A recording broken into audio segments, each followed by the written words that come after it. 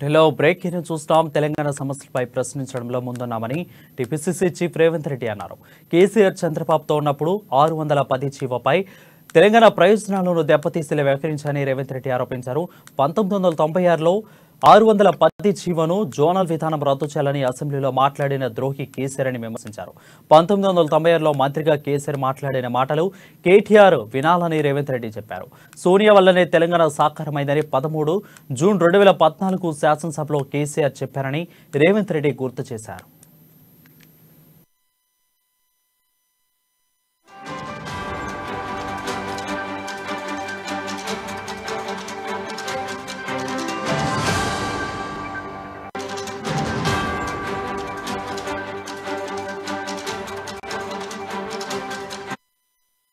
బులెటిన్లో బ్రేకింగ్ చూస్తున్నాం. తెలంగాణ సమస్యలపై ప్రశ్నించడంలో ముందున్నామని టీపీసీసీ చీఫ్ రేవంత్ రెడ్డి అన్నారు.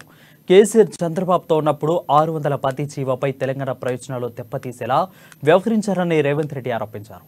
1996లో 610 జీవోను జోనల్ విధానం రద్దు చేయాలని అసెంబ్లీలో మాట్లాడిన ద్రోహి కేసీఆర్ అని విమర్శించారు. 1996లో మంత్రిగా కేసీఆర్ మాట్లాడిన మాటలు కేటీఆర్ వినాలని రేవంత్ రెడ్డి చెప్పారు. సోనియా వల్లనే తెలంగాణ సాకారమైందని 13 జూన్ 2014లో శాసనసభలో కేసీఆర్ చెప్పారని రేవంత్ రెడ్డి గుర్తు చేశారు.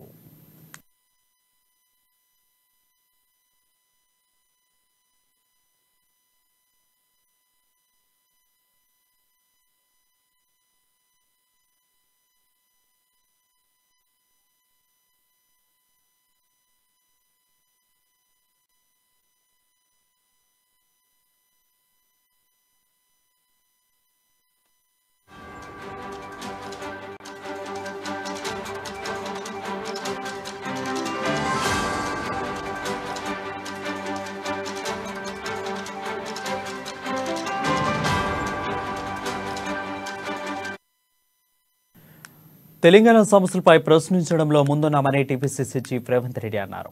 కేసీఆర్ చంద్రబాబుతో ఉన్నప్పుడు 610 జీవోపై తెలంగాణ ప్రయోజనాలు దెబ్బతీసేలా వ్యవహరించారని రేవంత్ రెడ్డి ఆరోపించారు.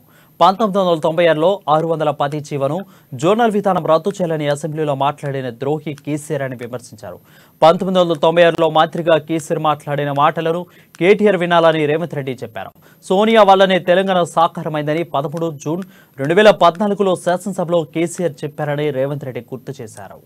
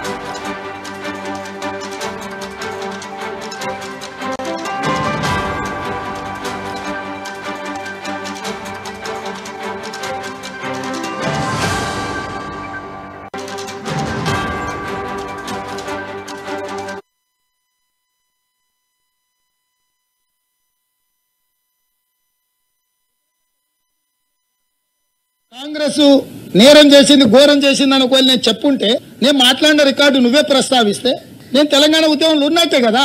ఇవాళ నేను తెలంగాణ ఉద్యమానికి రేవంత్ రెడ్డికి సంబంధం లేదని మీరు ఎట్లా చెప్తారు? మీ పార్టీ నడుపుకోవడానికి ఇంధనం సమకూర్చిందే మేము కదా. మాలాకటోళ్ళు ఎంతో మంది ఉన్నారు కదా. కేకే మహేందర్ రెడ్డిని అడిగితే చెప్పడా? ఇన్నయ్యని అడిగితే చెప్పడా? దేశిని చిన్నమల్లే చనిపోయిండు.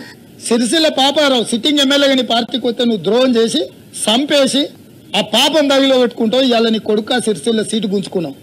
రావుల రవీంద్రనాథ్ రెడ్డి సిట్టింగ్ ఎమ్మెల్యేగా నీ పార్టీలోకి వస్తే ఎంత ద్రోహం చేసినావు? అప్పుడే చరిత్ర మర్చిపోయినావా? విజయశాంతి నిన్ను నమ్మి పార్టీ విలీనం చేస్తే నాకు దేవుడిచ్చిన 10వ చెల్లో 11వ చెల్లో అని చెప్పిండు యజ్ఞం చేస్తే నాకు దేవుడు ఇంకో సోదరుని ఇచ్చిండని తెలంగాణ భవన్లో నువ్వే కదా చెప్పింది. దుర్మార్గుడా, ఆడపిల్లని కూడా మోసనం చేసినావు కదా విజయశాంతి గారిని. ఆలే నరేంద్ర అంటేనే టైగర్ నరేంద్ర అని ఆ రోజు దేశమంతా పేరుండే. నిన్ను నమ్మి నీ ఎంబడి వచ్చినందుకు మోసం చేసి సంపుతివి కదా ఆలే నరేంద్రను. ఈ పాపం అప్పుడే నువ్వు మర్చిపోయినావా? మేము అట్లా ఎవరిని చేయలేదే. నేను చంద్రబాబు నాయుడుతో నువ్వు ఉన్నా తెలంగాణ కోసం నికార్సుగా కొట్లాడినే నిలబడ్డా. తెలుగుదేశం పార్టీ నుంచి తెలంగాణకు అనుకూలంగా లేఖిపించిన నేను. చంద్రబాబు నాయుడుని 2 రాష్ట్రాలు చేయండి, సామరస్యంగా చేయండి అని చెప్పించిన నేను. నీలాక తెలుగుదేశంలో ఉన్నప్పుడు తెలంగాణకు వ్యతిరేకంగా మాట్లాడి 610 జీవోను రద్దు చేయండి, తెలంగాణ వద్దే వద్దన్న దద్దమ్మా.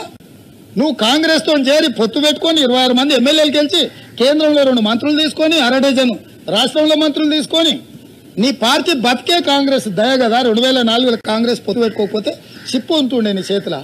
నాంపల్లి దర్గా దగ్గరను బిర్లా మందిర్ దగ్గరను సిప్ప పట్టుకొని తండ్రి కొడుకులు వరుసగా కుటుంబం అంతా మెట్ల మీద శుక్రవారం నాడు నాంపల్లి దర్గా, శనివారం నాడు బిర్లా టెంపుల్, ఆదివారం నాడు మెదక్ల చర్చ్ ఉంది కదా, చర్చి కాడ మెట్ల మీద కూర్చొని వరుసగా నువ్వు నీ కుటుంబం సిప్ప పట్టుకొని బిచ్చం ఎత్తుకునేటోళ్ళు. ఒకవేళ తెలంగాణ